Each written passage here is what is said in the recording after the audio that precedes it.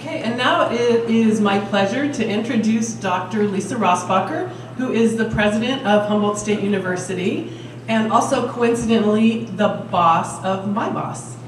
So, Dr. Rossbacher, please come up.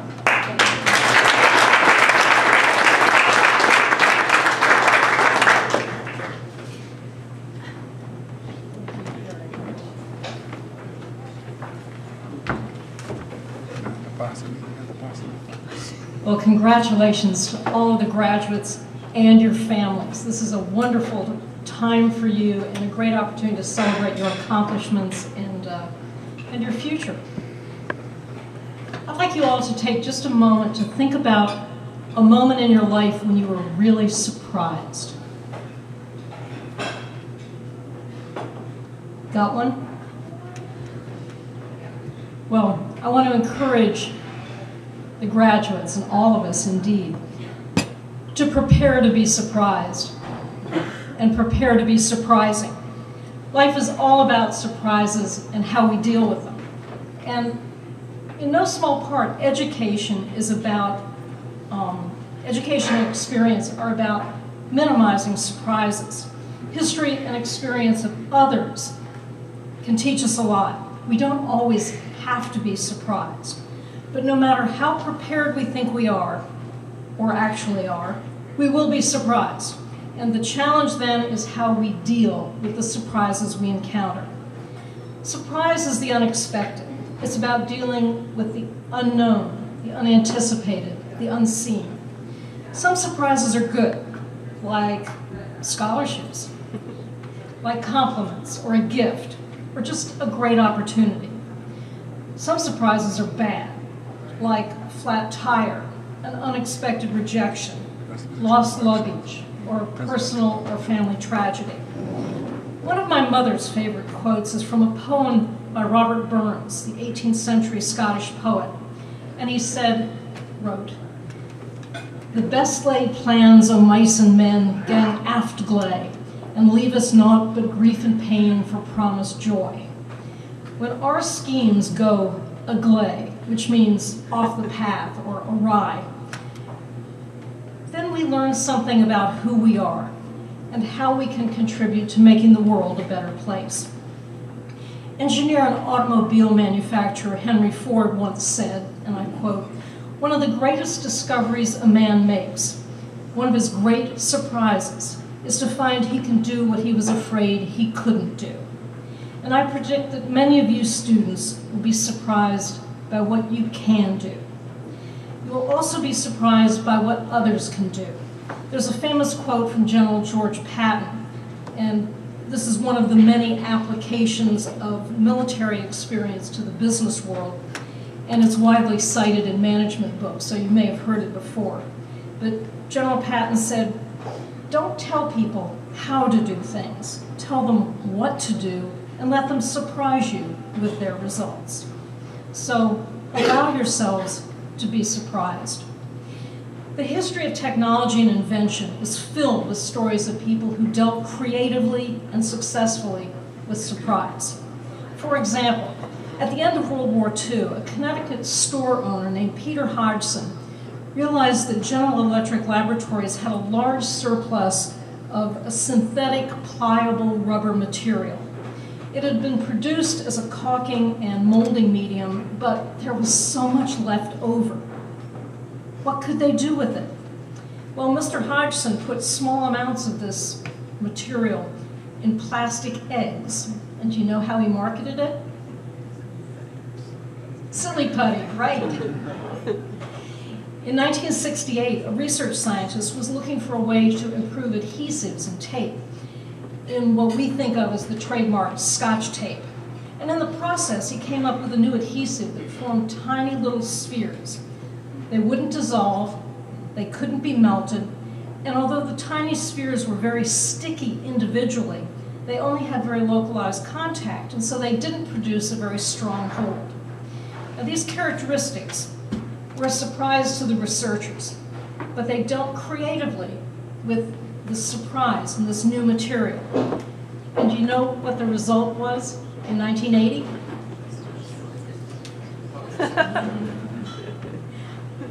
Right. Post-it notes.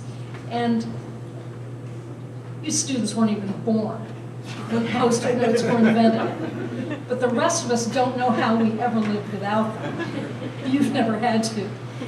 And they only exist because of people who were prepared to deal with the surprise of unexpected results. We all need to stay open for surprises and for where the unexpected can lead us. When I got to college, I knew exactly what I wanted to do. I was going to be an English major, and I was going to write the great American novel. But I went to a college that required everyone to take a year of a laboratory science. And so I got there for the beginning of my freshman year, and I said, well, I know none of you would ever say this. I'm going to get that out of the way. But by the time the people whose last names started with R got to register for class, the only science course that had any seats left was geology.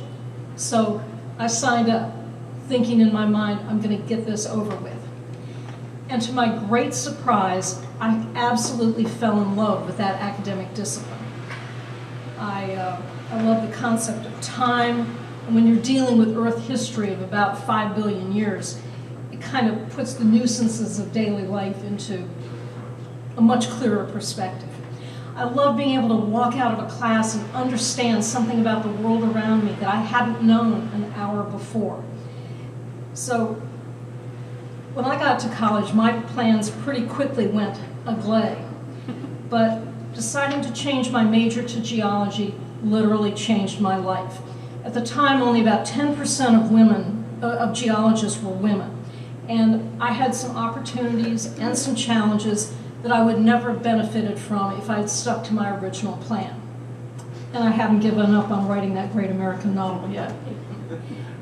It's also important not to be trapped by other people's assumptions about you and your life. In my junior year in college, I met my boyfriend's family for the first time. And his mother invited some of her friends to come over for a tea so that they could meet me. Okay, no pressure there.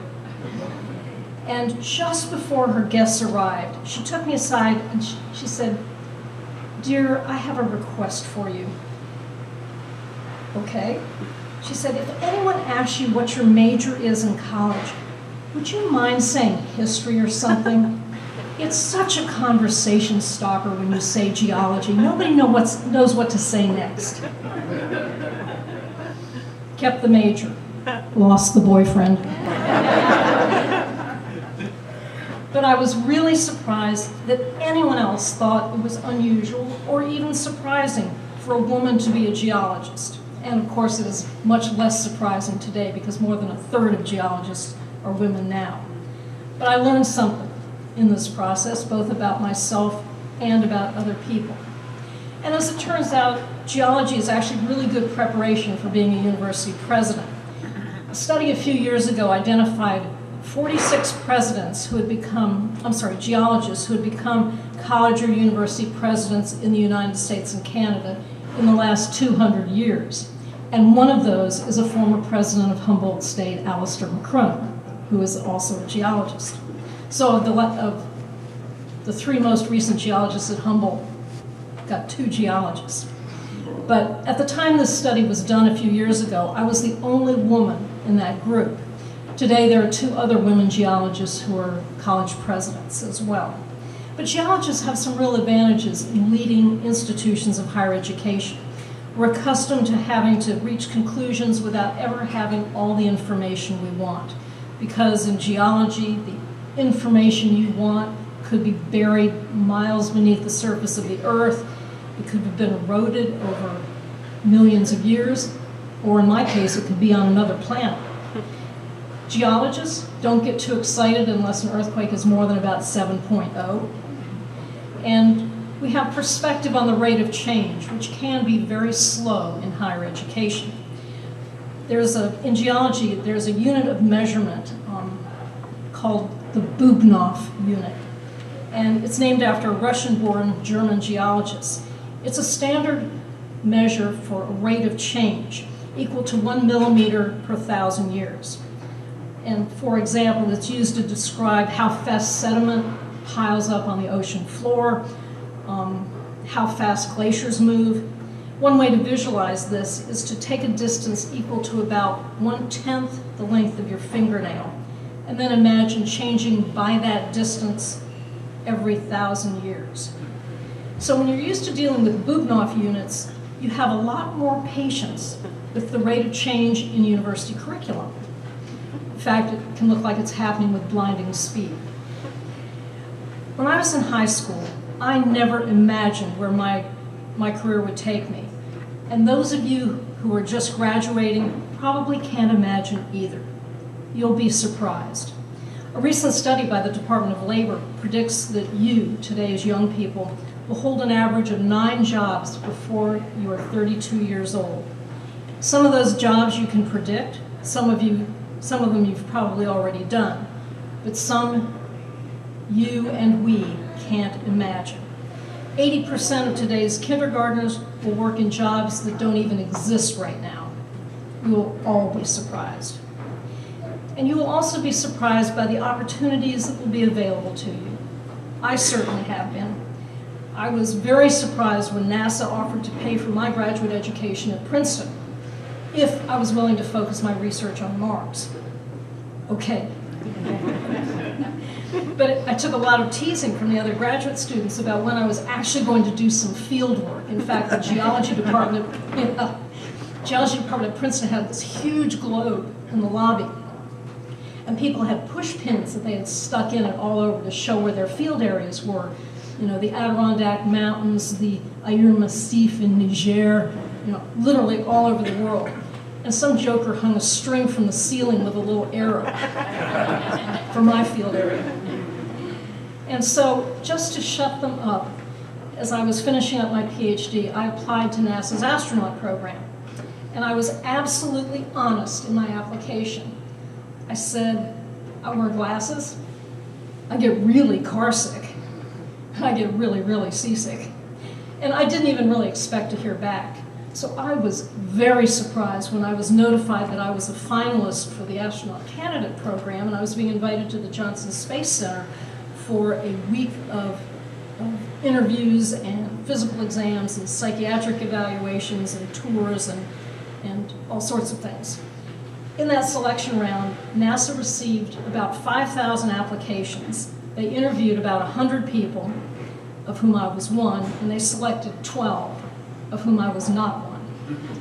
But this was not a career decision I had ever really thought about.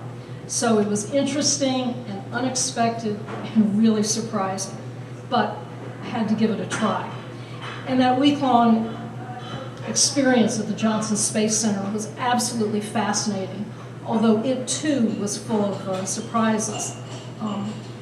Some of the exams are not appropriate for after a meal, but one of the surprising parts, which I can tell in polite society, was an element of this week that had to do with something called a personal rescue sphere.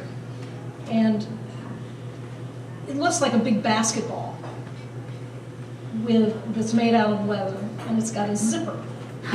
And the idea behind this, or so we were told, is that there isn't enough room on the space shuttle for every astronaut to have a suit that they can put on and go outside if they have to be rescued and get to another space shuttle.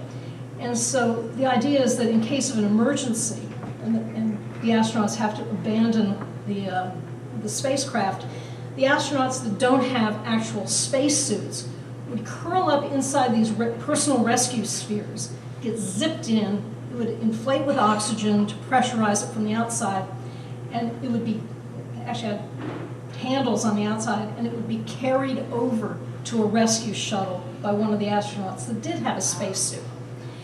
And at some point during this interview week, every one of the interviewees was asked to help evaluate the personal rescue sphere.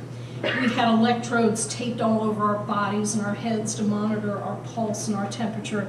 And we wore a helmet, sort of like an old-fashioned leather football helmet, except this had a microphone and speakers in it for radio communication with the technicians who were outside. And we climbed into this sphere, got zipped in for an unspecified period of time in total darkness, at the end of which we were asked to sit down and write an evaluation of the sphere as though we were writing a consultant's report. And when we compared notes later, most of us wrote things like the interior seams need to be finished a little better because you could catch something on them, or there should be a window. One of the other people recommended they needed a good stereo system inside. But some of you have probably already figured this out. This had nothing to do with advising NASA on the personal rescue sphere. It was a claustrophobia test, pure and simple. And even if you had a problem with small, enclosed, dark spaces and thought you could tough it out and last for however long it was going to be, which they refused to tell you ahead of time, your pulse rate was going to give you away. So on average, about one person out of every 20 lost it in the personal rescue sphere. All I had to do was say, "Get me out of here," and it was over. And they would finish the week of interviews, but they knew what the outcome would be. And I've always thought of myself as being a little bit claustrophobic, but I had no trouble with the sphere. I was just glad to have 20 minutes when no one was poking me or asking me questions. Ultimately, I was not selected for the astronaut program, and there were two reasons. The official reason was that although I passed all the medical exams with flying colors, I didn't have a pilot's license. And at the time, NASA was only selecting experienced pilots, even for the mission specialist positions, which are the scientists on board the space shuttle. So I was encouraged to take flying lessons, get a license, or as they said, otherwise demonstrate experience in aviation and reapply. And the fact is, most of the people in the astronaut program are not selected the first time they apply. If you ever read the bios, you will see applied this year, selected in this year. And so part of the whole evaluation is seeing how badly you want it. And so pretty much everyone who goes through the interviews the first time is given some kind of a test. And so when I was going through this process, there were people who were told, you know, get some eye surgery to improve your vision, lose 20 pounds, get a master's degree. People were given a test and then asked to reapply. And so what I was told was get a pilot's license. The unofficial reason, though, was shared with me by one of the psychiatrists who was part of the interview process. To this day, NASA has never selected a college professor for the regular astronaut program. And I know this will be a shock to some of you, especially if we have teachers in the room, but college professors don't take orders as well as NASA would like. When Mission Control says, "Do this," they want to hear, "Roger that." They do not want to be surprised, and they do not want to hear, "Well, have you thought about approaching it this way? What if we tried a different solution?" Or, "Let's examine those fundamental assumptions again." So it was not a surprise that I wasn't selected, but it was a monumental surprise that I was even considered, and a fascinating experience. You need to be prepared to be surprised, but you also need to minimize the ways in which you are surprised.